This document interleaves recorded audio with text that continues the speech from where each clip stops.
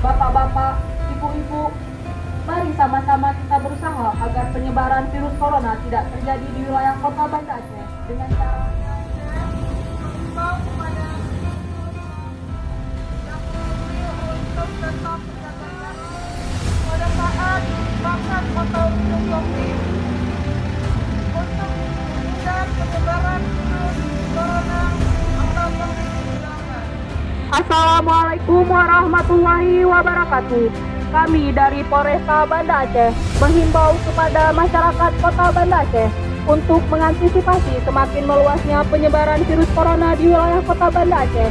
Dihimbau kepada masyarakat yang sedang beraktivitas agar tetap menjaga jarak satu sama lain, tidak duduk berdekat-dekatan, dan untuk toko atau warung dipersilakan untuk tetap dibuka, namun dihimbau kepada pengunjung ataupun pembeli untuk tidak berkumpul-kumpul apabila tidak berkepentingan.